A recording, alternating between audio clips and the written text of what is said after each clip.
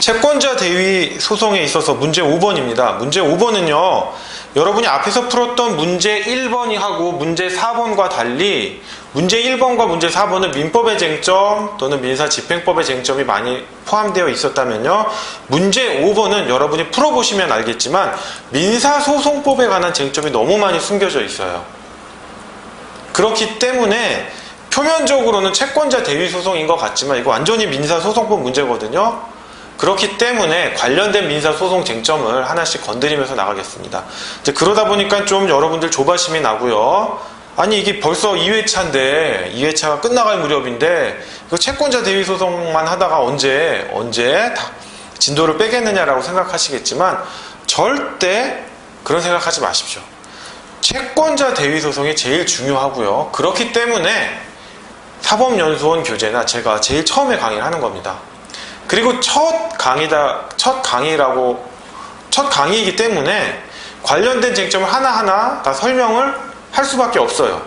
그렇기 때문에 뒷부분에 가면 그만큼 앞에서 설명했던 부분을 덜 설명하거나 설명을 안 드려도 되기 때문에 뭐 뒤로 갈수록 탄력이 붙어서 진도가 빨리 나갈 수 있기 때문에 여러분 그런 거에 대해서 너무 걱정하지 마시기 바랍니다. 그리고 채권자 대위 소송이 진짜로 제가 봐도 정말 중요해요. 이게 문제를 보시면 알겠지만 민법, 민사집행법, 민사소송법 이 각종 쟁점이 다 걸릴 수 있는 문제들을 만들어내기가 좋거든요. 그리고 어떤 한 가지 테마에 대해서 정말 여러분들이 그냥 집요하게 캐내면 다른 쟁점에 들어가서도 채권자 대위권에서 다루지 않은 쟁점이라 하더라도 문제를 보는 시선이 달라지고요. 그런 문제들도 채권자 대위권 풀었을 때 같은 자세와 각오로 다가가기 때문에 어떤 자기 스스로 공부 방법이랄까? 앞으로 실무 나가서 문제 해결에 대한 접근 방법이 달라집니다. 그러니까 여러분 너무 조바심 내거나 빨리 문제를 풀겠다는 마음에 대충 하시지 마시고요. 하나하나 집요하게 캐셔야 됩니다. 자, 그럼 시간 관계상 바로 문제로 들어가겠습니다. 이제 공통된 사실관계인데요. 을은 2010년 8월 1일 병과 병 소유의 토지를 매매대금 5억 원에 매수하기로 하는 매매계약을 체결하고 계약 체결일에 계약금 5천만 원, 2010년 10월 1일 중도금 1억 5천만 원을 지급하며 잔금 3억 원은 2010년 11월 1일 소유권 이전 등기 신청에 필요한 서류를 교부받음과 동시에 지급하기로 약정하였다. 이렇게 되어 있네요. 그렇죠. 잔금은 동시이행으로 해야죠. 근데 을은 위 약정에 따라 중도금과 잔금을 지급하였음에도 불구하고 자기 스스로 동시이행의 항변권을 포기했죠. 병은 위 토지의 가격이 7억 원 이상으로 급등하였음을 이유로 매매대금을 증액하여 줄 것을 요구하면서 소유권 이전에 필요한 등기서류의 제공을 차일 피일 미루고 있었다. 이에 을은 병의 요구를 거절하고 잔금 3억 원을 변제공탁하였다. 그렇죠? 변제 효과가 발생하죠. 변제공탁을 하면. 이 경우 변제공탁은 뭘까요?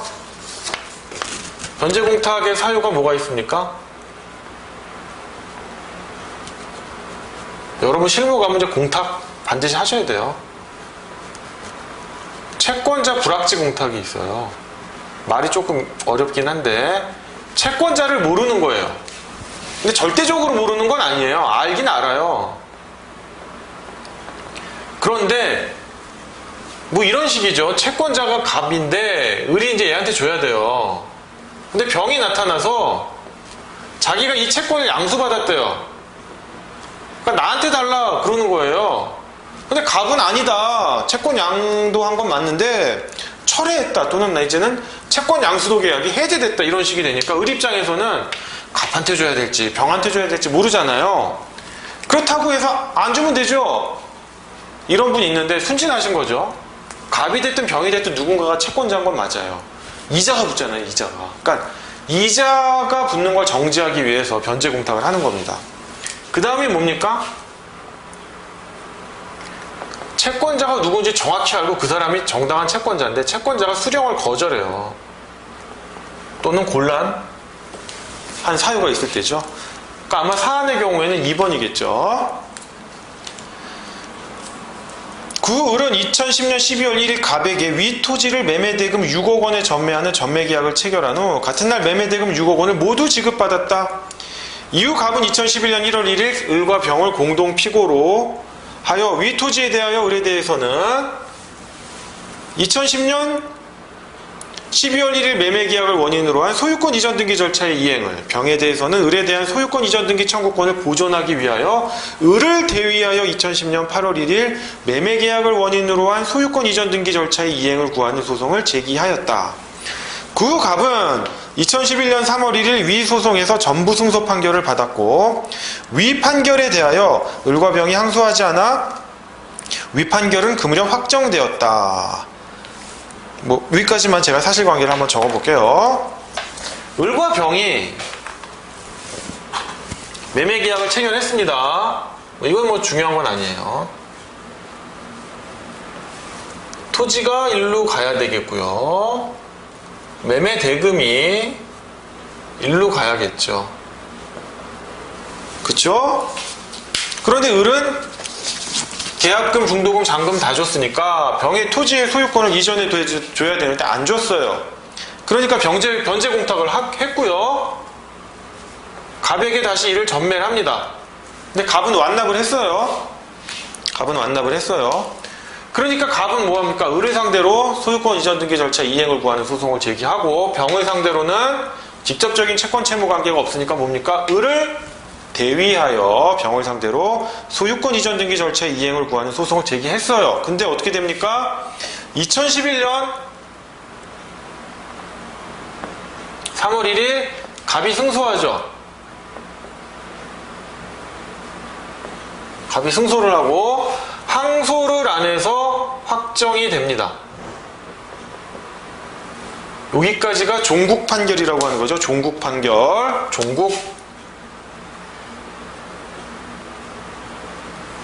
여러분 제가 지난번에도 설명드렸지만 종국 판결은 뭐예요? 종국은 심급, 하나의 심급을 보시면 돼요. 1심 끝났는데 판결 선고되면 종국, 2심 끝났는데 판결 선고되면 종국, 3심 끝나서 판결 선고되면 종국입니다. 근데 확정 판결은 뭐냐면 케이스가 여러 개예요.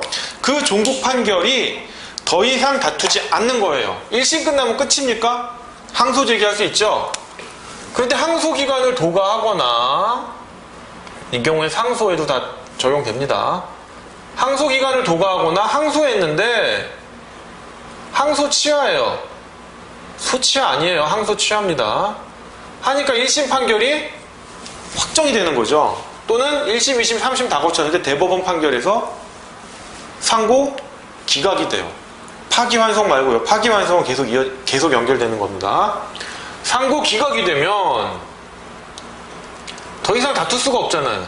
이런 상황들이 확정 판결이에요. 그래서 종국 판결이 확정되었다 이런 말씀 쓰셔야지. 확정 판결이 종국되었다 이러면 얘 좀 민사소송 모르네 이렇게 나오는 거죠. 그러니까 답안지 쓰실 때 종국 확정 판결, 종국 판결이 먼저 나오는 거죠. 종국되어 확정이 되니까 종국 확정 판결 이렇게 쓰시거나, 난 도대체 이게 이해가 안 돼 그러면 확정이 된 종국 판결 이렇게 쓰세요. 확정된 종국 판결 이렇게 답안지에 써주시는 겁니다. 하여간 이렇게 여담이고요. 그래서 어쨌든 갑이 제기한 소송이 확정이 됐는데, 병은 어떻게 했어요? 병이 정과 공모를 해서 토지의 소유권을 넘겨버리고 이전 등기까지 격려를 해주는데, 그 시점이 언제다?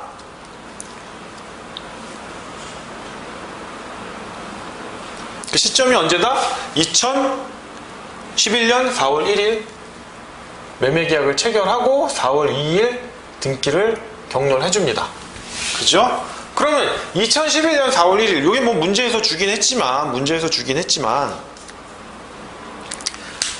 변론 종결 이후죠. 사실심, 1심 갑이 제기한 소송에서 변론 종결, 요거는 판결 선고일이겠고요. 사실심 변론 종결일은 요보다 좀 앞서겠죠. 2011년 3월 1일보다. 이런 식으로 보시면 돼요. 사실심 변론 종결일, 판결 선고일, 그다음에 확정되겠죠. 항소를 안 하면 확정이 되는데, 요게 2011년 3월 1일이란 얘기고, 뭐 변론 종결일은 나와 있진 않지만 당연히 2011년 4월 1일 병과 정이 공모하여 매매계약을 체결하고 등기를 종료한 날은 그 다음 날이라고 했지만, 사실심 변론 종결일 이후에요.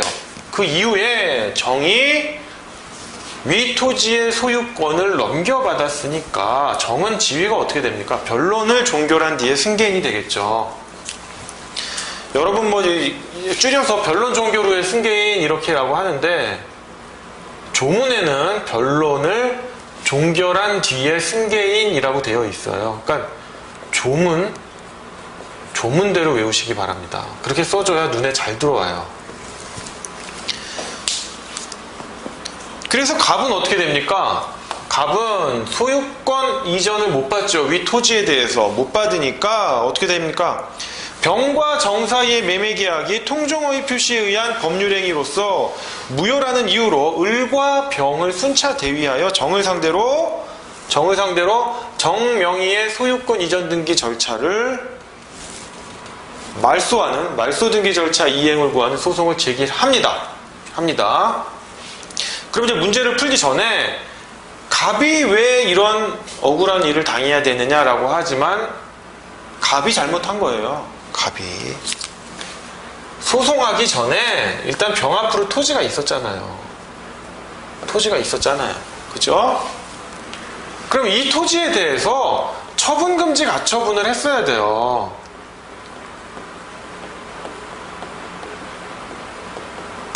제가 뭐라 그랬어요? 처분금지 가처분은 상대적 효력이 있다.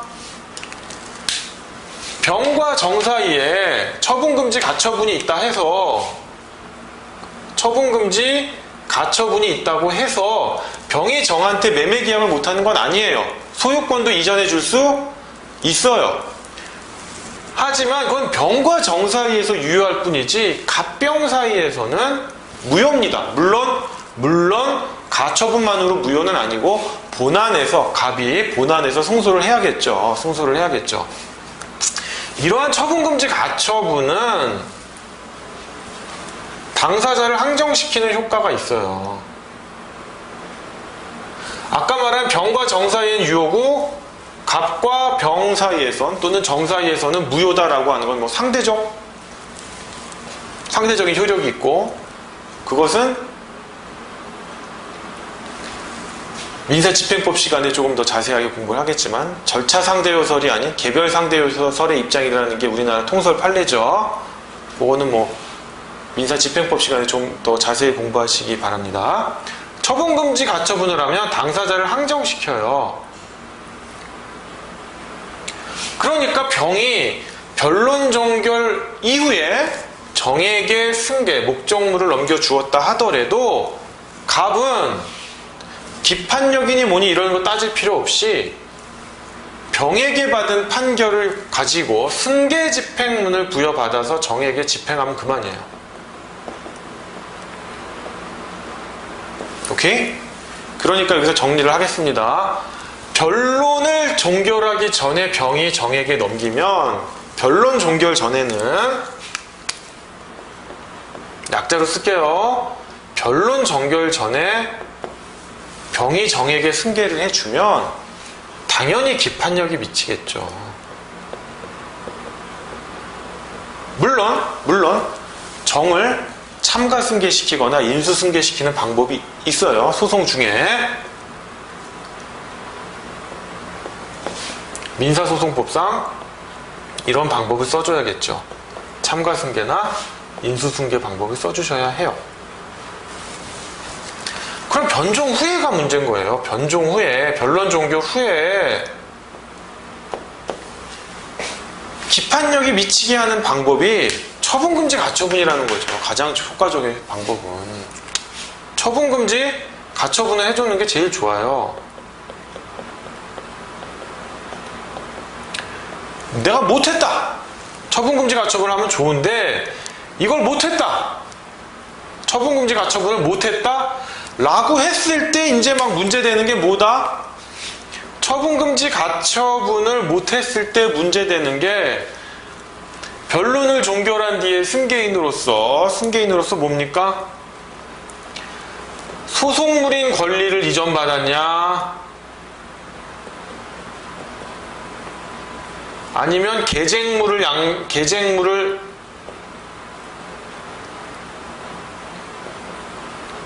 이전이냐? 이게 문제돼요. 소송물인 권리를 변론 종결 이후라도 변론 종결 이후고 처분금지 가처분을 안 했다라고 하더라도 소송물인 권리를 정의 승계하면 얘는 당연히 기판력이 미쳐요. 기판력이 미칩니다. 기판력이 미쳐요. 근데 계쟁물의 이전인 경우에는, 물론 제가 뒤에서 자세히 설명드릴게요. 계쟁물의 이전의 경우에는 소송물을 보지요. 소송물이 뭡니까? 물권적 청구권이면 기판력이 미친다고 하고, 보이시나요? 제 얼굴도 보이시나 모르겠네요. 채권적, 이렇게 하면 너무 낮나요 이게? 네. 채권적 청구권이면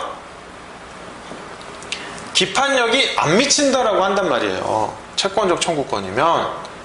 그러니까 이런 논의로 들어가기 귀찮잖아요. 뭐 소송물인 거냐? 내가 소송물을 넘겨받은 거야? 계쟁물을 넘겨받은 거야? 그럼 계쟁물이면 그 계쟁물에서 소송물이 물권적 청구권이야? 채권적 청구권이야? 이런 논의가 귀찮잖아요. 아싸리 처분금지 가처분을 하면 편할걸. 왜 안 해가지고 이 고생을 하는지. 그죠? 갑이 처분금지 가처분 안 한 잘못도 있고요. 두 번째는 갑이 승소 판결을 받았잖아요. 종국 판결을 받고 확정이 됐잖아요. 그럼 빨리 가서 등기를 해야죠. 등기를. 왜 등기를 안 합니까? 여기서 조금 민사집행법 공부하신 분이 따져 묻죠. 선생님, 집행을 하려면 집행 권한이 있어야 되고 집행문을 부여받아야 되는데 판결이 집행 권한인 건 알겠습니다. 확정 판결이. 종국 판결이 집행 권한이 아니에요. 확정 판결이 집행 권한이에요. 그러면 집행문을 부여받아야 되는데 언제 또 집행문 부여받는데 시간 걸리는데 언제 등기합니까? 라고 하지만 소유권 이전 등기 절차나 말소 등기 청구 소송의 판결은 뭡니까? 의사의 진술을 명하는 판결이에요. 그러니까 뭐예요? 집행문 부여가 필요 없고 바로 등기소에 가면 등기를 해줘요. 판결문만 들고 가면. 그렇기 때문에 소유권 이전 등기 청구 소송이나 소유권 이전 등기 말소 청구 소송에서는 가집행 선고를 구할 수가 없어요. 그 자체가 집행이니까. 알겠습니까? 그래서 기록형 문제, 소장이나 이런 거 쓸 때요. 소유권 이전 등기 청구 소송, 소유권 이전 등기 말소 청구 소송에서 가집행 선고 쓰시면 안 됩니다. 어쨌거나 기본 틀이 이래요. 변론 종결 전이냐, 변론 종결 이후냐. 이 변론 종결 이후면 처분금지 가처분을 했냐, 처분금지 가처분을 안 했다, 소송물인 권리가 양도된 거냐, 계쟁물이 이전됐느냐, 계쟁물이 이전됐으면 뭐다? 그 소송물이 물권적 청구권이냐, 채권적 청구권이냐, 요런 흐름으로 가는 겁니다. 그러니까 요거를 머릿속에 있으셔야 돼요. 문제를 풀 때는. 지웁니다.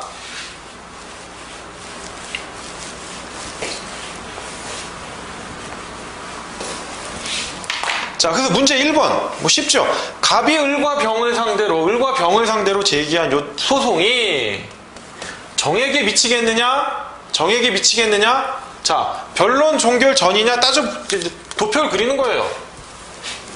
변론 종결 전이냐? 아니다. 변론 종결 후냐? 맞다. 이제 갈래를 타야죠. 갈래를 탑니다. 처분금지 가처분 했냐? 안 했다. 했으면 거기서 끝난 거예요. 했으면 기판력 미치겠죠. 승계집행문 부여받으면 됩니다. 근데 처분금지 가처분을 안 했단 말이에요. 오케이. 또 내려와야겠죠? 또 내려오는 겁니다. 그러면 소송물인 권리가 이전됐느냐? 그럼 기판력 미치거든요. 자,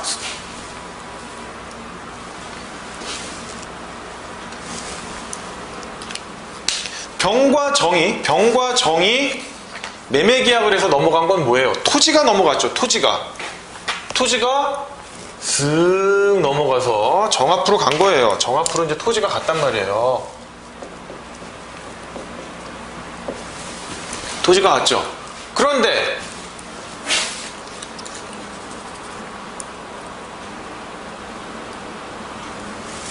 갑과 병이 갑이 을병을 공동 피고로 한 소송의 소송물은 뭐예요? 다 소유권 이전 등기 청구 소송이었죠. 그러니까 얘 소송은 소유권 이전 등기 청구권이에요. 소송물은 소유권 이전 등기 청구권이란 말이에요. 소송물이 넘어간 게 아니라 뭡니까? 이 소유권 이전 등기 청구권을 다투고 있잖아요. 그 다툼의 대상이 되고 있는 게 뭐예요? 부동산이겠죠. 여기 말한 토지. 이 토지의 소유권 이전을 누구에게 해줘야 되느냐, 이걸 다투고 있는데 그 다툼의 대상이 되는 토지가 이거죠. 이거. 그러니까 정은 소송물을 이전받은 게 아니에요. 소송물을 이전받은 게 아니라고요. 계쟁물을 이전받은 거예요.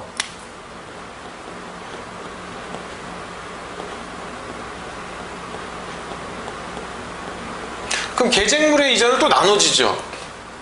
그럼 소송물이 채권적 청구권이냐, 요 소유권 이전 등기 청구권이 채권적 청구권이냐, 그럼 기판력 안 미친다.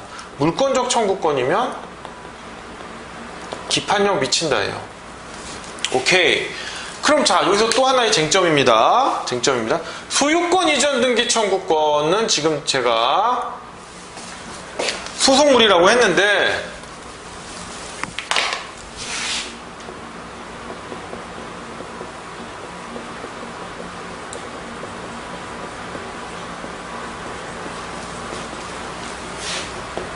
즉 갑이 을병을 상대로 제기한 소송의 소송물이겠죠. 이게 채권적 청구권이에요? 물권적 청구권이에요? 너무나도 쉽게 여러분이 채권적 청구권입니다 라고 하는데 공부 잘못하신 거죠. 일반적으로는요, 채권적 청구권인 경우가 많아요.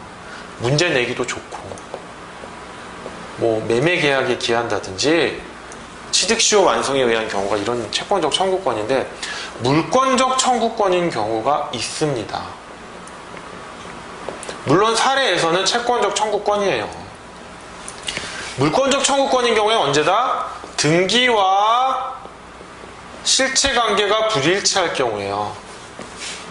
이게 잘 보이시나 모르겠네요. 암기하셔야 돼요. 그래서 채권적 청구권인 소유권 이전 등기 청구권은 채권 양도처럼 양도할 수 있다 없다? 있는데 일반적인 채권 양도랑 다르죠.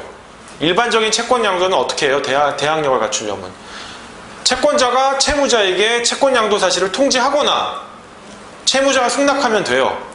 그런데 채권적 청구권인 소유권 이전 등기 청구권의 양도는 채무자에게 통지만으로 할 수가 없어요. 왜? 그런 법리는 없는데 대법원이 만들었잖아요. 소유권 이전 등기 청구권의 성격이 신뢰관계를 기반으로 하기 때문에 채무자에 대한 통지만으로 돼서는 안 되고 채무자의 동의, 승낙이 필요하다.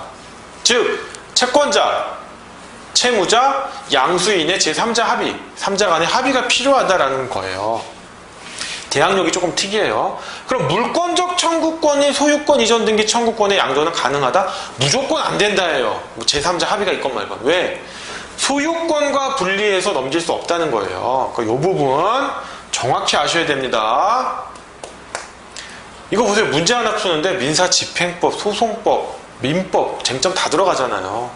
완벽하게 아셔야 이 문제 풀 수 있습니다. 그러니까 제가 설명 길게 하는 거고요. 마음 급하다고 대충 넘어가시면 똑같은 문제 나와도 헷갈리는 판에 조금만 비틀면 문제 못 풀어요. 그러니까 정확히 아셔야 돼요. 근데 이거 좀 지우겠습니다.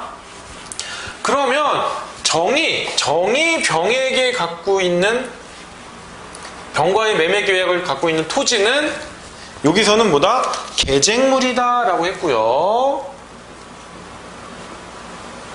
정은 계쟁물을 이전받은 사람인데 갑이 을과 병을 상대로 뭐예요? 승소 확정 판결을 받았죠?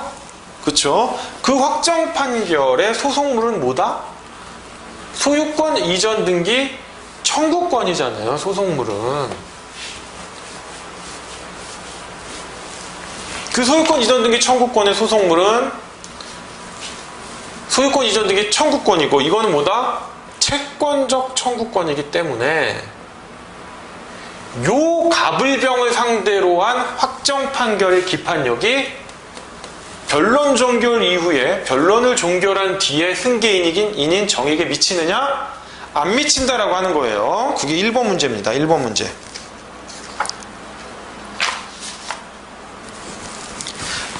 자, 1번 문제 푸는데 시간 오래 걸리죠? 근데 뭐 많이 했잖아요. 완전.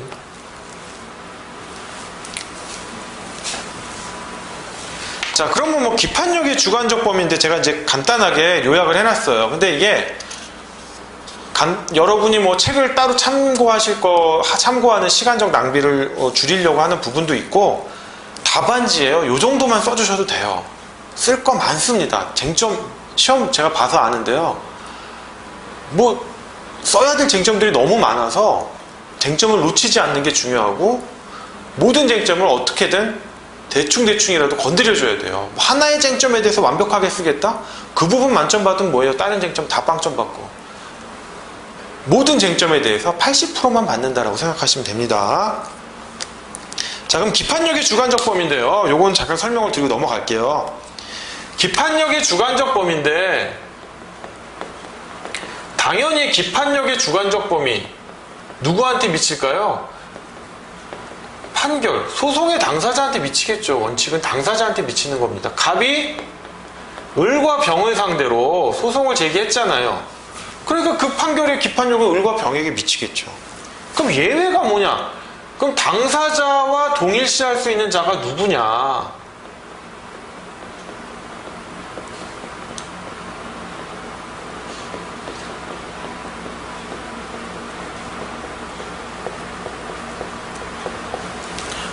당사자와 동일시할 수 있는 자가 누구냐?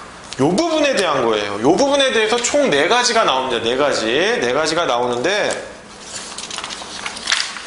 변론을 종결한 뒤에 승계인하고요. 청구의 목적물을 소지한 사람, 그 다음에 소송 담당, 그 다음에 소송 탈퇴자 4가지가 있습니다. 근데 첫 번째, 변론을 종결한 뒤에 승계인의 경우가 문제가 많이 되죠.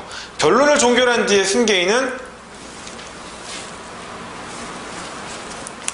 소송물인 권리 의무의 승계인과 청구의 목적물인 즉 계쟁물의 승계인으로 나눠집니다. 소송물인 권리 의무의 승계인은 무조건 기판력이 미쳐요. 그런데 청구의 목적물 즉 계쟁물의 승계인은 구소송물 이론에 따르면 물권적 청구권인 경우에만 미치고 채권적 청구권인 경우에 미치지 않아요. 신소송물 이론은 그냥 잊어버리세요. 뭐 시간 남으면 써주시든지요. 그 다음에 뭐 청구의 목적물을 소지한 사람은 크게 문제되지 않고요. 소송 담당의 경우 특히 제3자 소송 담당으로서 선정 당사자가 받은 판결의 기판력은 선정 당사자를 선정한 선정자들에게 미치고 유언 집행자가 받은 판결은 상속인들에게 효력이 미칩니다. 근데 문제는 소송 담당의 경우 채권자 대위 소송의 기판력이에요.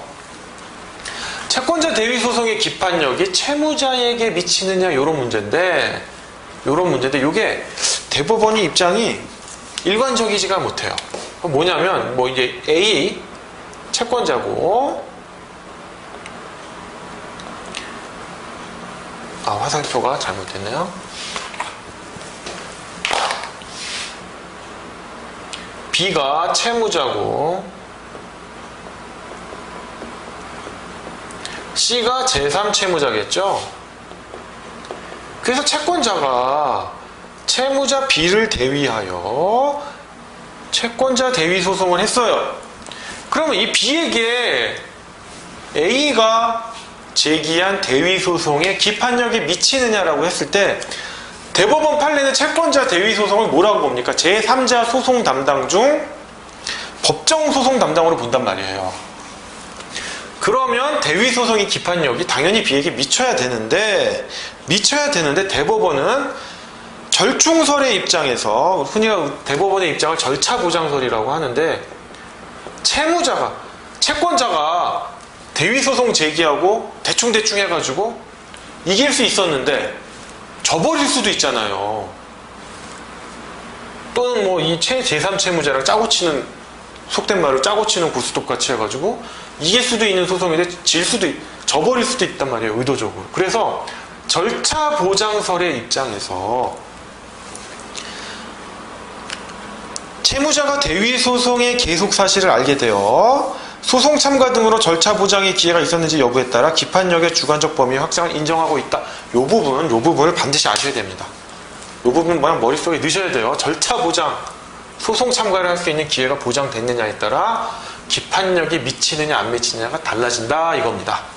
이 부분 넘어가겠습니다. 그럼 문제 5-2번인데요.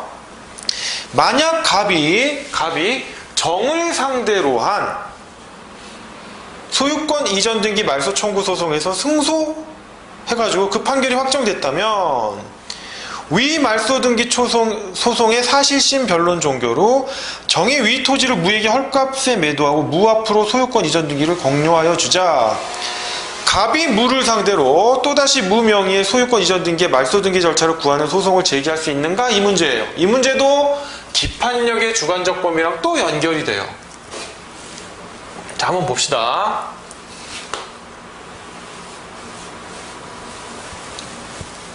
자, 정의 어떻게 했어요? 아까 1번에 의하면 갑을병을 상대로 한 소송의 기판력이 정에게 미치지 않으니까 정을 상대로 또 소송을 할 수밖에 없었어요. 이번에는 무슨 소송? 이전 등기 청구 소송이 아니라 말소 등기 청구 소송을 해요. 소유권, 여러분들이 이제 헷갈리는 게 소유권 이전 등기 청구 소송이고 소유권 말소 등기 청구 소송이 아니에요. 이 표현 잘 하셔야 돼요. 소유권 이전하는 등기 청구 소송이고요. 소유권을 말소하는 등기라는 게 아니잖아요. 그죠? 소유권을 말소하는 등기를 하는 게 아니라 소유권 이전 등기를 한 거를 어떻게 한다? 말소하는 청구 소송을 하는 거예요. 표현을 이렇게 외워두세요. 잘 모르시는 분들이 자꾸 뭐 소유권 말소 등기 소송, 소유권을 어떻게 말소합니까? 소유권을 등기를 말소하는 거지. 자, 그래서 제기한 소송이 소유권 이전 등기 말소 청구 소송을 해요. 그래서 어떻게 됩니까? 승소하고 확정이 됐죠. 확정이 됐어요. 그러니까 이제 정이 못된 것만 배운다고 병한테 배운 것처럼 똑같이 써먹어요. 정에게 또 정이 또 이제 무에게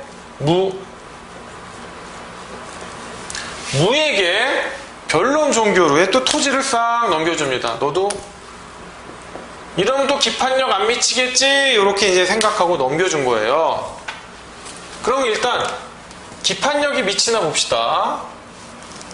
변론 종결 후에 또 가는 거예요. 어떻게 가느냐? 변론 종결 전에 넘겨줬니? 아니. 그럼 변론 종결 후야? 좋아. 가처분, 처분금지 가처분 했니? 안 했어. 했으면 끝나죠. 했으면 그냥 승계집행문 부여받으면 돼요. 가처분 했니? 안 했네요. 그래? 그럼 넘어가 보자. 변론을 종결한 뒤에 승계인인데 소송물이 넘어갔니? 아니. 소유권 이전 등기 말소 청구 소송의 소송물은 뭡니까? 소유권 이전 등기 말소 청구권이에요. 소유권 이전 등기 말소 청구권이에요. 소송물은. 넘어간 건 토지, 계쟁물이란 말이에요. 소속물이 넘어간 게 아니란 말이에요. 계쟁물이 넘어갔어요. 이게 복잡해지는 거죠. 계쟁물이 넘어가니까 구소속물 이론에 따르면 채권적 청구권이니 물권적 청구권이니 이런 논의가 되는 거예요. 채권적 청구권이면 기판력 안 미친다. 물권적 청구권이면 기판력 미친답니다. 그러면 소유권 이전 등기 말소 청구 소송의 소속물은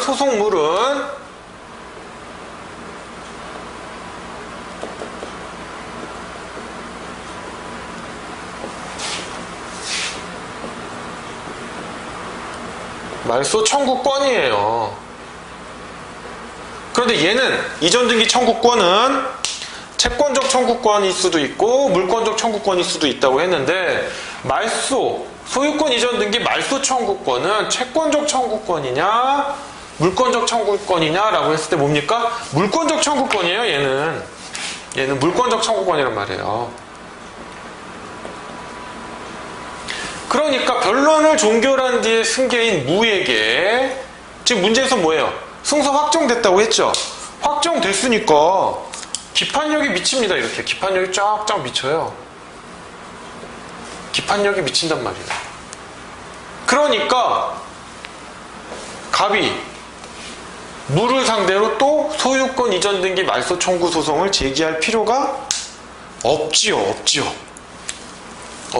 기판력에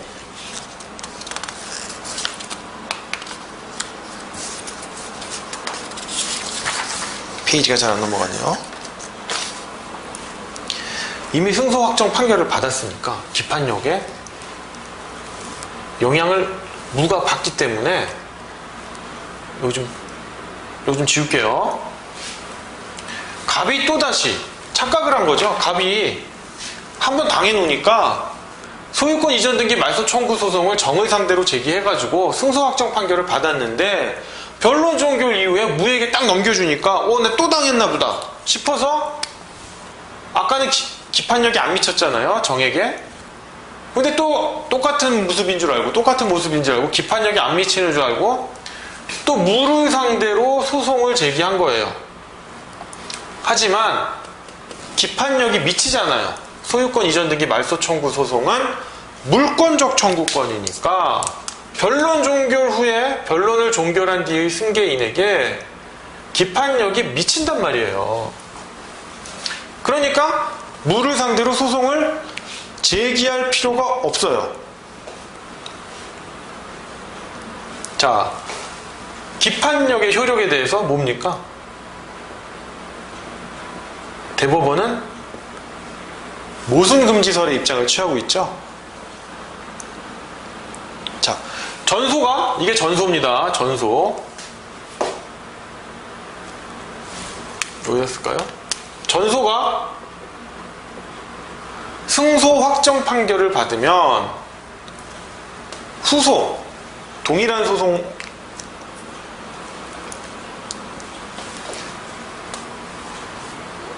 전소가 승소 확정 판결의 기판력을 받으면 그와 동일한 후소는 어떻게 됩니까? 모순금지설에 의하여 부적법 각하되어야겠죠. 이 소송을 제기할 실익이 없는 거죠. 이 부분 제가 기판력 부분인데요. 기판력의 작용에 대해서 제가 별도로 설명을 좀 드릴게요. 자, 제가 또 네모 박스에다가 정리를 해놨습니다. 기판력의 정의하면요, 간단하게 적어주시면 돼요. 길게 쓰지 마시고 기판력의 연원 이런 거 다 필요 없습니다. 간단하게 핵심만 쓰시면 돼요. 기판력이란 확정된 종국 판결이 확정돼야 됩니다. 확정된 종국 판결이 새로운 기준으로서 당사자와 법원에 미치는 구속력이에요. 당사자한테는 뭡니까? 불가쟁력, 다시 다투지 마라. 법원에는 불가반, 다시 판단하지 마라. 이는 당사자의 절차권을 보장하고 판결의 법적 안정성을 유지하려고 하는 거예요. 자, 그러면 동일한 소송물일 때 기판력이 어떻게 작용하느냐, 요런 경우에요. 요런 경우 보시면 갑이 정을 상대로 소유권 이전 등기 말소 청구 소송을 해서 승소 확정 판결을 받았잖아요. 그죠? 그죠? 소유권 이전 등기 말소 청구 소송의 소송물은 뭐다? 소유권 이전 등기 말소 청구권이죠. 오케이. 그러니까 소유권 이전 등기 말소 청구권은 물권적 청구권에 해당하고, 따라서 변론 종결 후에 승계인인 무에게도 그 기판력이 미쳐요. 기판력이 미치는데 갑이 한 번 당해놓으니까 놀래가지고 기판력이 안 미치는 줄 알고 무를 상대로 또 소유권 이전 등기 말소 청구 소송을 했어요. 그러니까 소송물이 어때요? 동일하잖아요. 소유권 이전 등기 말소 청구 소송의 소송물은 소유권 이전 등기 말소 청구권이니까 동일하잖아요. 동일한 소송물일 때 과연 기판력은 어떻게 작용하느냐? 대법원은 모순금지설의 입장을 취하고 있죠. 모순금지설은 뭐예요? 전소가 승소 확정 판결이면 후소는 권리보호 이익이 없어서 부적법 각하되고, 전소가 패소 확정 판결이면 후소법원은 뭐다? 전소법원과 모순된 판단을 할 수 없어 부적법 각하가 아니라 본안으로 나간 다음에 청구 기각을 해야 된다는 입장이잖아요. 어쨌거나 갑이 무를 상대로 제기한 소유권 이전 등기 말소 청구 소송은 뭐다? 부적법 각하되어야 한다 이겁니다. 그러면 무에게는 어떻게 집행을 하느냐? 정에게 받은 판결 있잖아요. 이 판결에 대해서 민사집행법 제31조 승계집행문을 부여받아서 집행하면 돼요. 왜? 기판력이 미치니까. 그럼 제가 기판력에 대해서 설명을 잠깐만 드릴게요. 기판력에 대해서. 자, 동일 소송물 좀 지우겠습니다. 칸이 복잡해서요. 이제 기판력이 이제 민사소송에서 좀 제일 어려운 부분이고 이제 문제 나오기 쉬운데, 기판력 작용하면 일단 중요한 게 동일 소송물이죠. 뭐.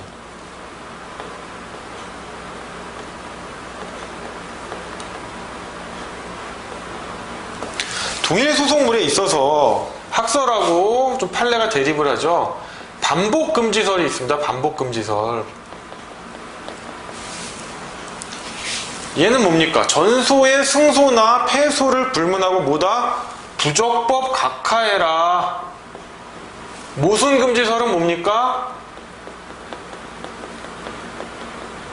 나누죠. 전소가 승소면 부적법 각하고, 패소면 일단 권리보호 이익이 없다고 하고, 패소면 뭡니까? 모순된 판단을 할 수 없으니까 청구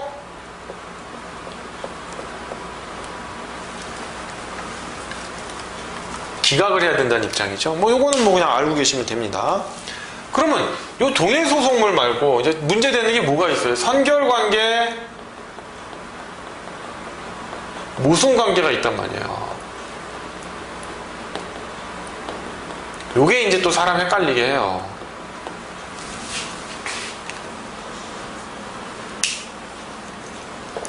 선결관계는 뭐다? 전소와 후소의 소송물이 달라요. 다른데 전소의 소송물이 후소의 선결 문제가 되기 때문에 전소 판결의 내용을 전제로 하여 전소 표준시 이후에 새로운 사유와 후소 청구의 고유한 사항을 심리하여 본안 판결을 합니다.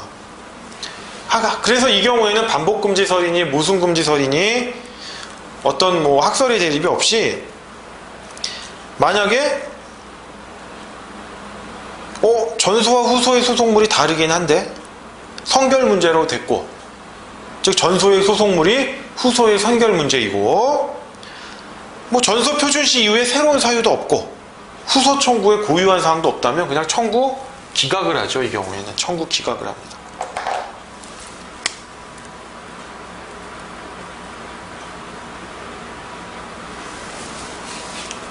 자, 선결 문제는 뭐냐면 이 예를 보시면, 전소가 소유권 확인 판결이에요.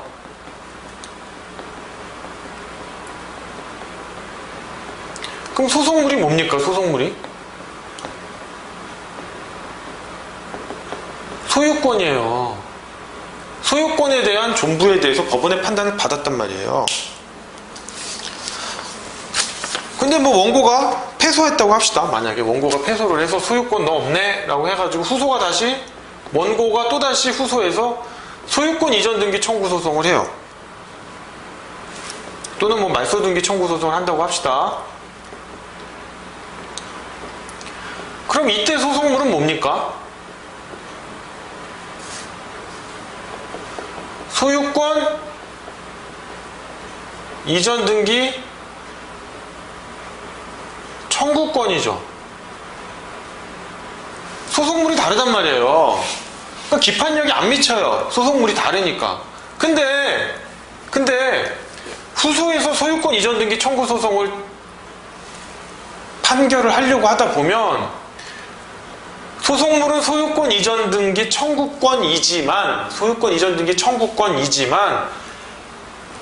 원고와 피고 사이에 소유권이 누구에게 있느냐를 따지지 않을 수가 없잖아요. 마치 소유권은 뭐다? 선결 문제라는 거예요.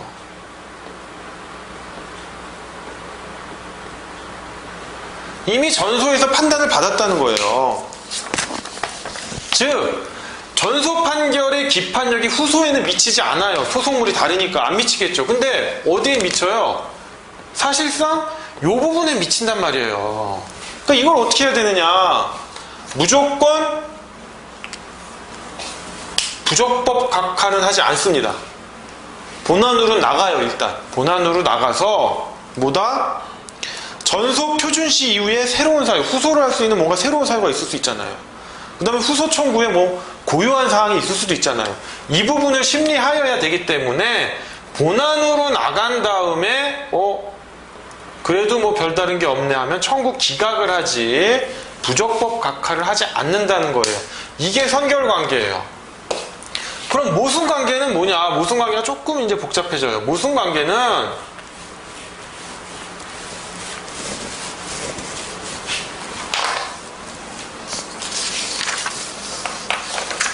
후소의 청구가 전소 판결과 모순된 반대관계에 서는 경우, 즉 전소의 패소 피고가 전소 원고에 대하여 이전의 청구와 정반대의 주장을 청구하는 경우로서 기판력의 본질론에 대한 학설 대립과 관계없이 본안 판단을 하여 청구 기각하여야 한다. 이 경우에도 그럼 청구 기각이네요. 별 어려울 게 없을 것 같습니다. 일단은 대표적인 견해들이 다 청구 기각이니까 이렇게 알아두시면 돼요. 하지만 이제 정확히 이해를 하시려면 뭐다? 전소가 마찬가지로 소유권 확인 청구를 해요. 소송물은 소유권입니다. 근데 아까는 뭐예요? 원고가 패소했죠? 패소하고 다시 또 원고가 소송물을 다르게 해서 청구를 한 거예요. 선결관계는. 근데 이 경우에는 원고가 승소를 해요. 하니까 패소한 피고가 후소해서 피고가 제기를 하는 겁니다. 피고가 정반대의 주장을 하는 거예요. 똑같이 뭐 소유권 확인 청구 소송을 한다든지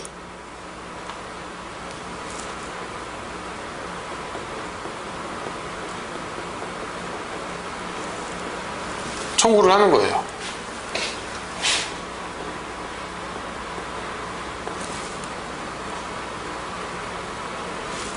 소송물은 뭐 마찬가지로 소유권일 거예요.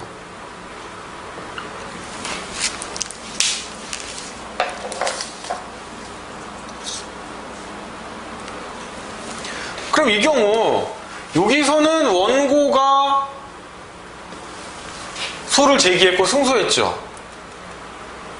그럼 여기서 원고는 누굴까요? 후소의 원고는? 후소의 원고는 전소의, 이게 잘 보이시나 모르겠네. 패소자예요. 전소의 패소자가 후소의 원고가 돼요. 얘가 또 소유권 확인 청구를 해요. 그러면 이거 소송물이 같으니까 기판력이 미치는 거 아닌가?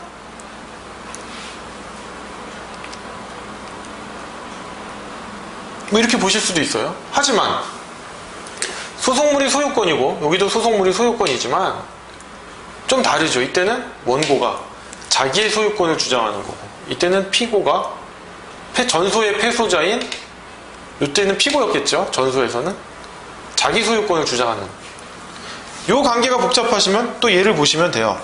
매매계약의 유효를 원인으로 네모 박스입니다. 매매계약의 유효를 원인으로 소유권 이전 등기를 격려해준 피고가 다시 또 매매계약이 무효임을 이유로 위 등기에 말소를 구해요. 그 다음에 재소전 화해에 의하여 소유권 이전 등기가 마쳐진 뒤에 다시 원인 무효를 이유로 그 말소 등기 절차의 이행을 구하거나 진정명의 회복을 위한 소유권 이전 등기를 구하는 경우, 즉 패소한 사람이 전소에서 패소한 사람이 후소에서 전혀 모순관계에 다른 주장을 합니다. 뭐 소속물이 동일할 수도 있고 다를 수도 있고 이런 경우 과연 기판력에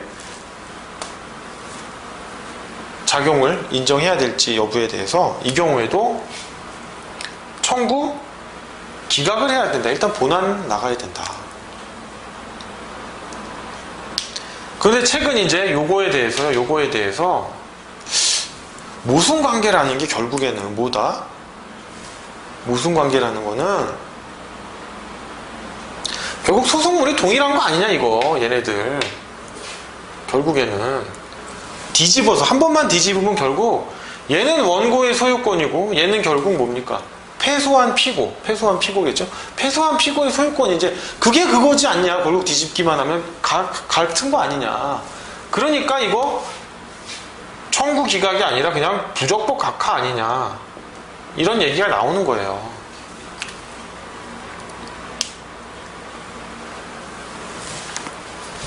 그러니까 여러분 그냥 외우시면 돼요. 동일 소속물일 때가 제일 시험에 나오기 좋고요. 그 다음에 성결관계입니다. 성결관계 무조건 청구 기각. 그 다음에 모순관계는 청구 기각이 통설이었는데 지금 유력설로서 부적법 각하해야 한다는 견해가 있다. 성결관계와 모순관계의 차이점은 뭐다? 성결관계는 전소에서 그러니까 원고가 소를 제기해요. 제기해서 패소를 해요. 그 원고가 다른 소속물로 또 들어와요. 후소에서. 그런 거고 모순관계는 원고가 승소를 해요. 전소에서. 그러니까 패소한 피고가 후소에서 다른 소속물로 들어오는 거예요. 다른 소속물로. 그런 관계입니다.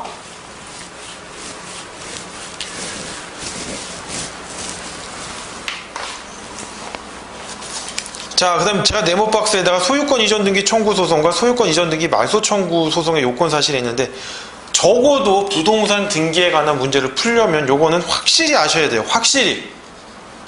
그냥 자다가 일어나면서 줄줄줄 외우실 수 있어야 되고 시험 보는 날까지는 외우셔야 돼요. 그 뒤에 잊어버리셔도 됩니다. 하지만 실무 나가면 아마 계속 푸실 겁니다. 저도 지금 현업에서 일을 하고 있는데요. 그냥 요건 사실 뭐 그냥 머릿속에 암기하고 있습니다. 그냥. 자, 그럼 문 5-3번입니다. 만약 갑이 정액에 제기한 소유권 이전 등기 말소 청구 소송에서 제1심 법원이 원고 패소 판결을 선고했어요.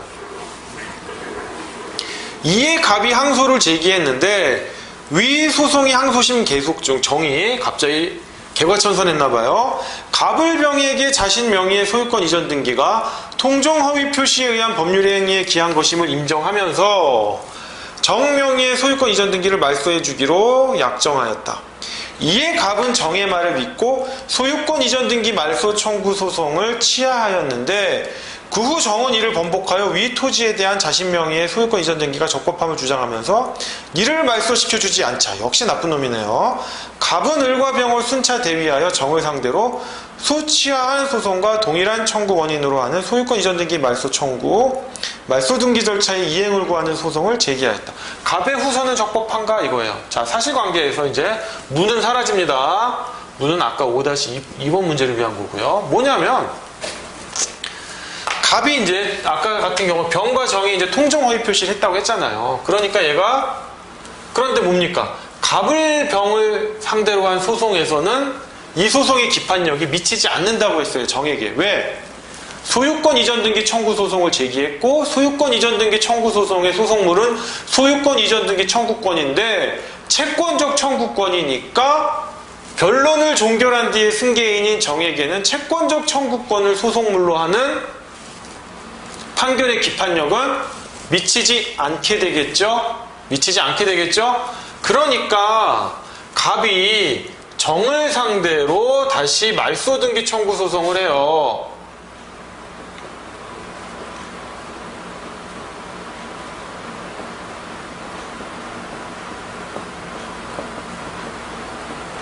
합니다.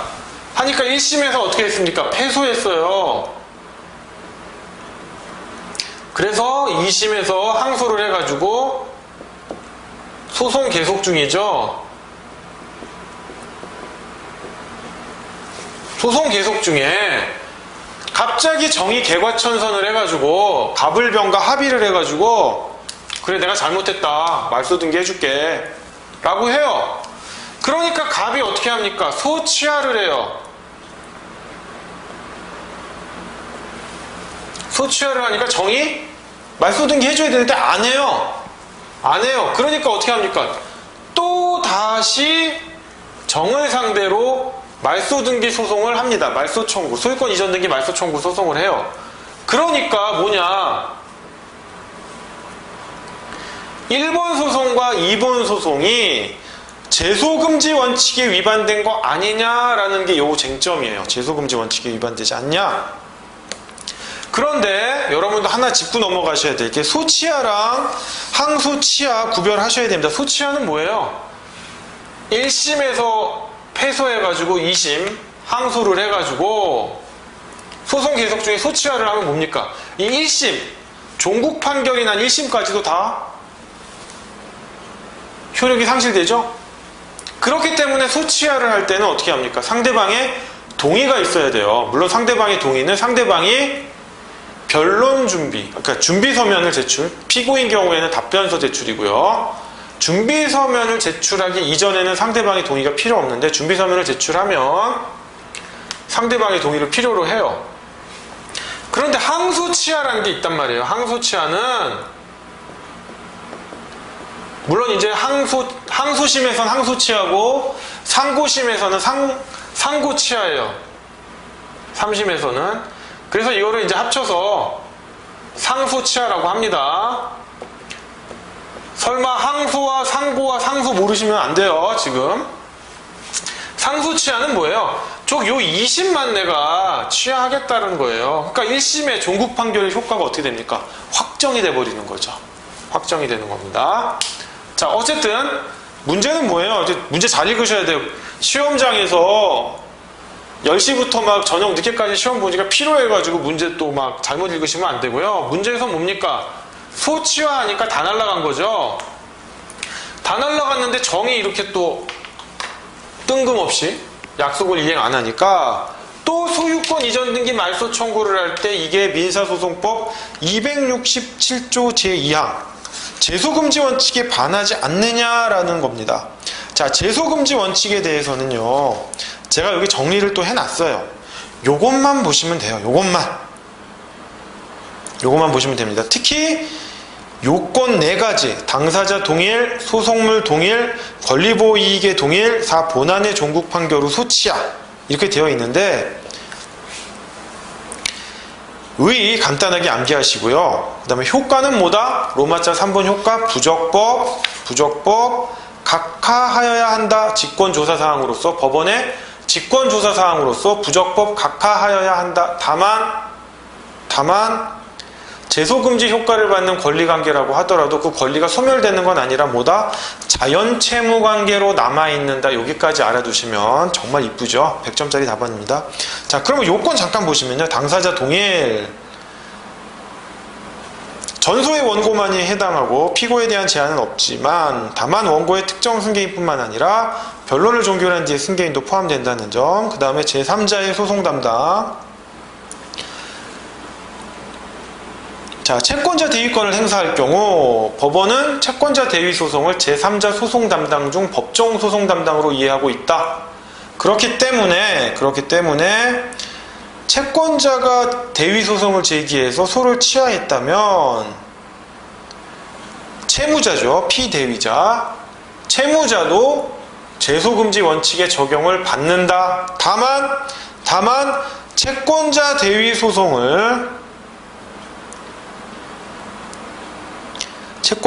소송이 제기됐다는 사실을 채무자가 알아야 됩니다. 아까 뭐랑 비슷해요?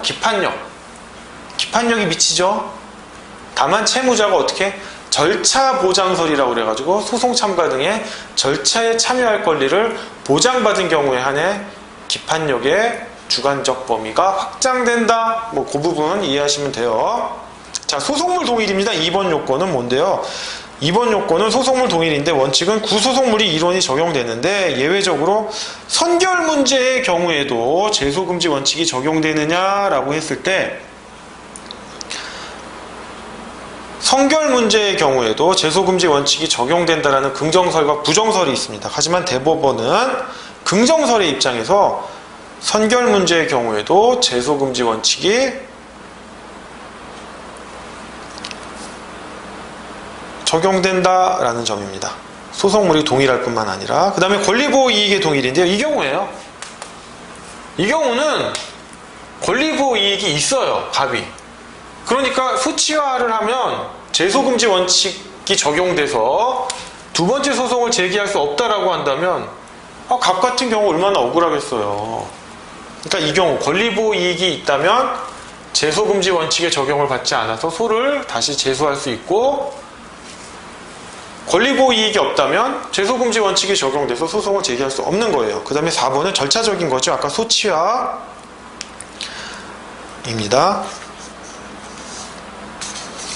즉 이 경우에는요 갑에게 제소를 금지할 명분이 없어요. 왜냐하면 이제 갑은 모액기에서 다시 소송을 제기하는 거예요.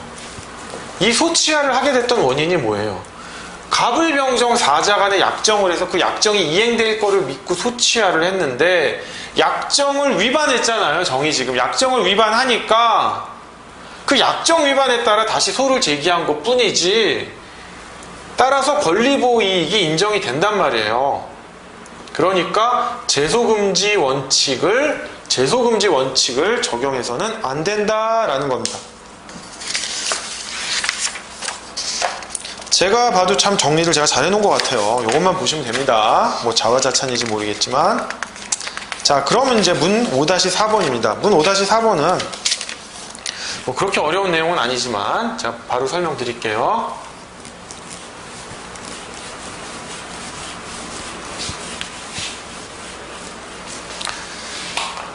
자, 갑이 정을 상대로 제기한 소유권 이전 등기 말소 청구 소송에서 피고 측 증인으로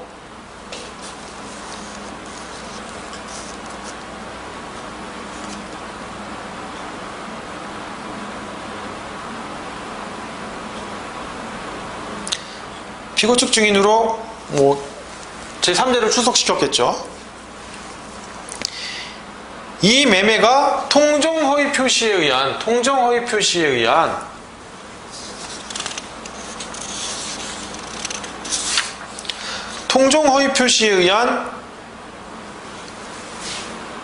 법률행위로서 가장매매가 아니라는 취지로 허위 증언을 해가지고 제1심 법원이 갑에 대해서 원고 패소 판결을 했어요. 즉 소유권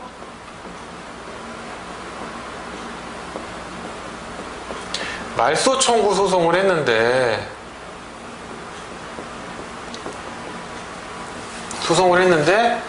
뭐 증인이 있다고 쳐요. 이 증인이 허위 증언을 해가지고 제1심에서 갑이 패소해요.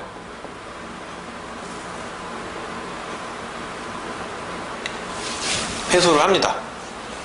그래서 이제 갑이 제2심 항소를 제기했고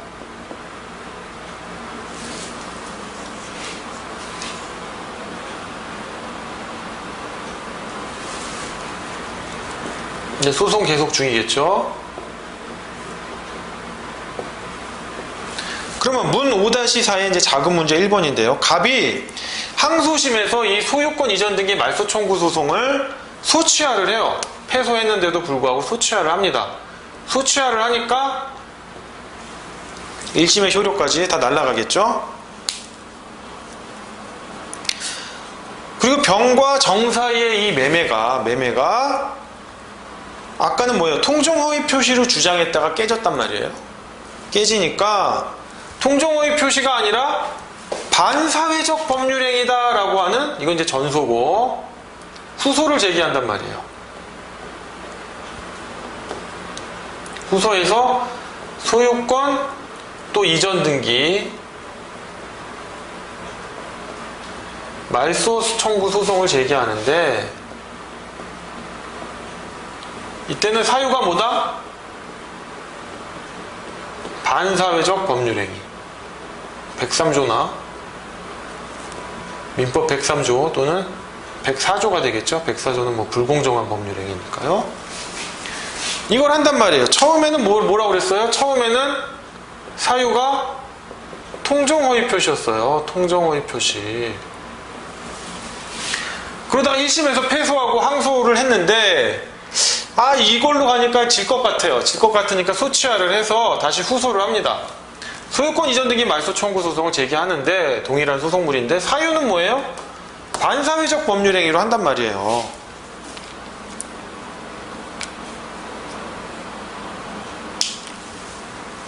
오케이? 그러면 이것이 제소금지 원칙에 적용되지 않느냐, 이거에 또 문제 쟁점입니다. 그럼 자, 제소금지 원칙 요건 중에 4가지가 있었죠. 당사자 동일, 소송물 동일, 권리보이익이 있느냐, 권리보이익이 동일하냐, 4번 본안의 종국 판결로 소치하냐, 이런 내용인데 자, 보시면 소유권 이전 등기 말소 청구 소송의 소송물은 뭐다? 소유권 이전 등기 말소 청구권이거든요. 소유권 이전 등기 말소 청구권인데, 그 근거는 뭡니까? 민법 214조의 소유권에 기한 방해 배제 청구권이에요. 그렇기 때문에 소유권에 기한 말소 등기 청구권의 말소 등기를 해야 되는 등기 원인의 무효 사유라는 거거든요.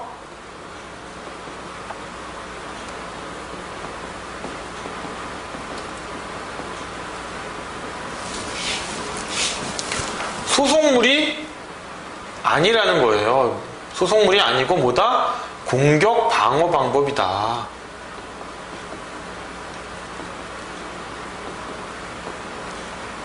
즉, 소유권 이전 등기 말소 청구 소송을 했고, 전소에서, 후소에서도 소유권 이전 등기 말소 청구 소송을 했는데 뭐예요?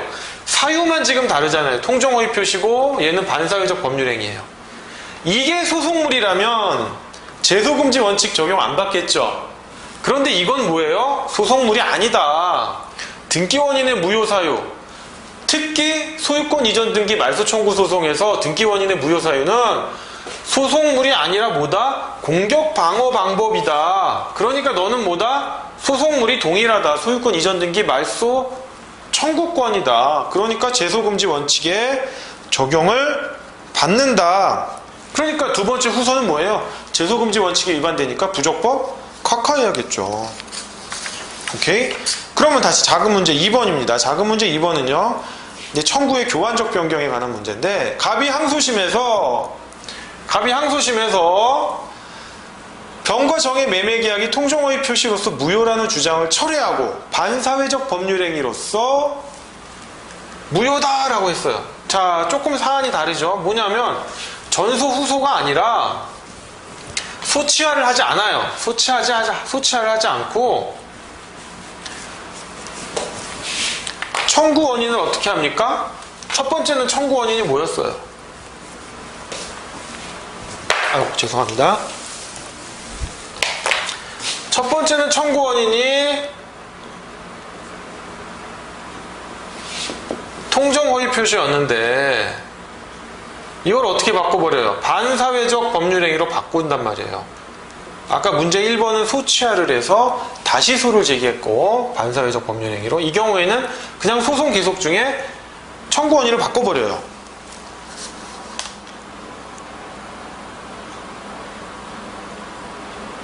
그런데 병이 이 증인으로 나온 사람이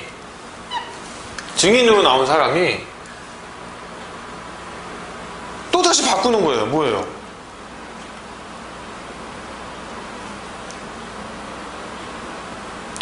자기 증언을 번복을 해요. 처음에는 뭐예요? 이게 통정허위 표시가 아닙니다 라고 해가지고 패소하게 됐잖아요. 갑은 억울하게.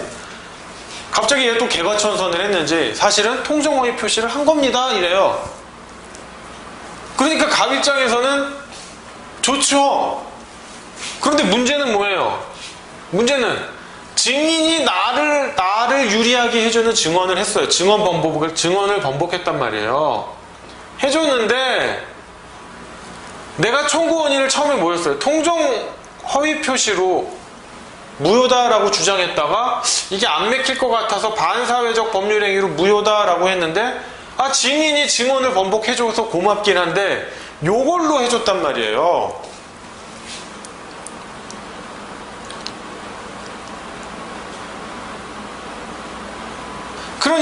그러니까 또 이제 큰일 났네 해가지고 이거 통정허위 표시로 또 주장을 또 바꿨어요.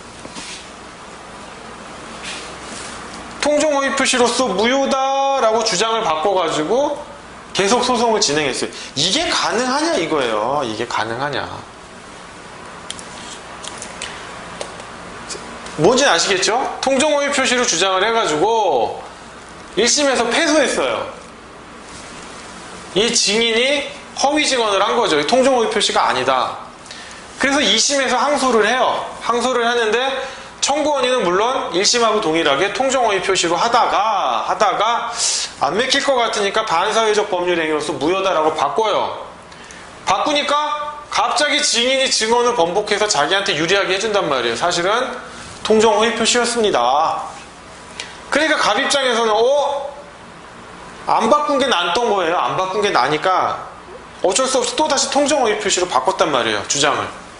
그러면 이거를 알려면 청구의 교환적 변경을 아셔야 돼요. 청구의 교환적 변경이란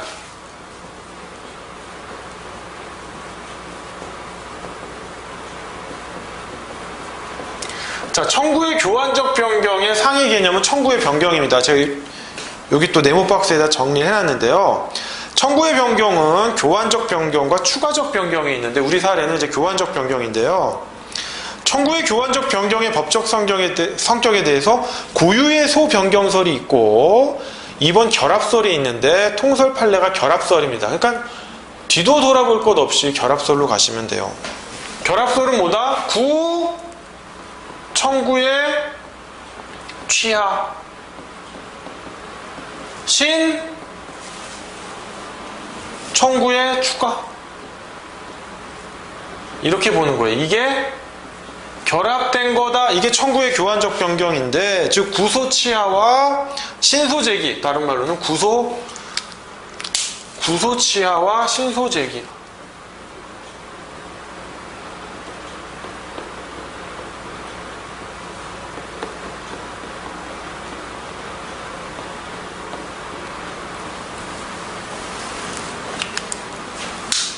그럼 이게 청구의 교환적 변경이라고 보면 어떻게 돼요? 구소를 취하했죠. 신소를 제기했죠. 그런데 다시 또 이렇게 바꾼다? 그럼 뭐예요? 제소금지 원칙의 적용을 받잖아요. 제소금지 원칙 위반이 되잖아요. 근데 아까 이건 뭐라고 그랬어요? 제가 소송물이 아니다. 공격 방어 방법이다라고 했잖아요. 공격 방어 방법은 얼마든지 바꿀 수가 있는 거예요. 그러니까 구소 취하니 신소 제기니 청구의 교환적 변경이니 이런 얘기를 할 필요가 없어요. 내가 공격 방어 방법은 수시로 바꿀 수 있는 거예요. 권투를 할 때 스트레이트를 날리다가 어퍼커트 할 수 있는 거고 훅을 날릴 수도 있고 다시 또 스트레이트 날릴 수 있는 거예요. 이거는 청구의 교환적 변경이 아니라 뭐다? 공격 방어 방법이다. 그러니까 법원이 이게 구소를 취하하고 신소를 제기했는데, 구소를 취하하고 신소를 제기했는데 또다시 구소를 똑같은 동일한 내용의 구소를 제기했으니까 제소금지 원칙 위반, 따라서 부족법 각하. 법원은 이렇게 할 수 없다라는 겁니다. 할 수 없다라는 게 정답입니다. 자, 그러면 이제 마지막 문제인데요. 문 5-5입니다. 문 5-5는 여러분 여기까지 하시면 채권자 대위권 거의 다 하신 거예요. 물론 이제 3회차예요. 아직 남아있는 채권자 대위권의 문제가 있는데 그건 어려운 게 아니고 아주 조금 남아있어요. 조금. 그러니까 오늘까지만 하시면 거의 채권자 대위권은 끝났다고 보시면 됩니다. 자, 3회차부터 해서는요. 채권자 대위권 남아있는 거 약간의 문제랑 바로 채권자 취소권으로 들어가겠습니다. 자, 이제 마지막 문제. 오늘 2회차 마지막 문제입니다. 자, 만약 정명의의 소유권 이전 등기가 정의병을 상대로 하여, 아까는 뭐였어요? 통정허위 표시였잖아요. 그게 아니라 진짜 소송을 한 거예요. 소송을 해서 확정 판결을 받았어요.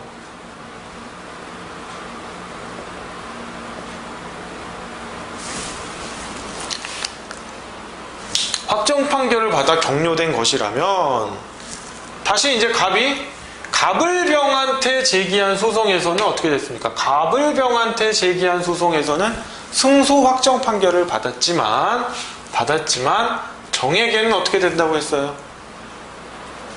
아까 기판력이 미치지 않는다라고 했잖아요. 그죠? 근데 아까는 통정허위 표시였는데 지금은 정이 가져간 게 뭐예요? 어떻게 가져갔어요? 병을 상대로 소송을 해서 확정 판결을 해서 가져갔거든요. 그러니까 이제 갑은 을과 병을 상대로 소송을 해서 승소 판결을 했는데 기판력이 미치지 않으니까 이제 정을 상대로 소송을 제기했어요. 소유권 말소 등기 청구, 소유권 이전 등기 말소 청구 소송, 말소 청구 소송을 제기해요. 다시 한번 갑이 을과 병을 상대로 소유권 이전 등기 청구 소송을 제기했는데 어떻게 됐다? 승소 확정 판결을 받았다. 그런데 병이 정에게 넘겨주었다. 넘겨준 원인은 뭐다? 처음에는 통정허위 표시였는데 지금 5-5번 문제에서는 뭐다? 소송에 의해서 확정 판결을 통해 넘어갔다. 뭐 통정허위 표시든 확정 판결을 통해서 넘어갔든 정은 변론 종결 후에 승계인이었고 갑이 을과 병을 상대로 승소했던 판결의 소송물은 소유권 이전 등기 청구권이에요. 이거는 채권적 청구권이기 때문에 기판력이 미치지 않아요. 그러니까 정에게 소유권 말소 등기해라 또는 이전 등기해라 라고 할 수 없으니까 갑이 정을 상대로 소유권 이전 등기 말소 청구 소송을 제기했는데 아까랑은 상황이 틀려요. 정이 어떻게 받아온 거예요? 확정 판결을 통해 받아왔단 말이에요. 자, 이 경우 어떻게 해야 되느냐? 갑이 제기한 소송에 대해서 청구 기각 판결을 해야 됩니다. 답부터 얘기하면. 왜냐? 물론 갑에게 정에게 넘어간 토지의 소유권을 취득할 수 있는 권한이 있었던 건 사실이에요. 하지만 얘가 처분금지 가처분도 하지 않았고 갑이 어떤 자신의 권리 행사에 대해서 해태한 점이 있었단 말이에요. 그리고 정은 통정허위 표시로서 받아간 게 아니라 뭐예요? 자기 나름대로 또 어떤 권한이 있었겠죠. 권한이 확정 판결에 기해서 받아갔기 때문에 정을 보호해 줄 수밖에 없는 거예요. 그 대법원 판결을 제가 한번 읽어보겠습니다. 부동산의 소유자에 대하여 소유권 이전 등기를 청구할 지위에 있기는 하지만 아직 그 소유권 이전 등기를 격려하지 않은 상태에서 갑을 말하겠죠. 제3자가 부동산 소유자, 아직까지는 부동산 소유자를 상대로 그 부동산에 관한 소유권 이전 등기 절차 이행이 확정 판결을 받아 소유권 이전 등기를 격려한 경우에 종전의 소유권 이전 등기 청구권을 가지는 자는 그 확정 판결이 뭐다? 당연 무효이거나 재심 사유, 거의 인정 안 되죠? 재심 사유에 재심의 소에 의하여 취소되지 않는 한 부동산의 소유자에 대한 소유권 이전 등기 청구권을 보존하기 위하여 부동산의 소유자를 대위하여 제3자 명의의 소유권 이전 등기가 원인 무효임을 내세워 그 등기의 말소를 구하는 거, 이 소송이죠. 이거는 이 확정 판결의 기판력에 저촉된다 라고 하는 거예요. 자, 사안에서 정의 받은 확정 판결의 소송물은 소유권 이전 등기 청구권일 겁니다. 그리고 갑이 을과 병을 순차 대위하여 정에게 구하는 소유권 이전 등기 말소 청구 소송의 소송물은 뭐예요? 소유권 이전 등기 말소 청구권이에요. 그래서 소송물은 좀 달라요. 그죠? 여기는 소유권 이전 등기 청구권이 소송물이고 여기는 소유권 이전 등기 말소 청구권이 소송물이라 왜 기판력이 미치냐라는 의문을 제기할 수는 있어요. 그죠? 하지만 어떤 관계입니까? 기판력의 작용 중에 동일 소송물은 아니지만 1번, 동일 소송물은 아니지만 2번이 선결관계, 3번이 모순관계였죠?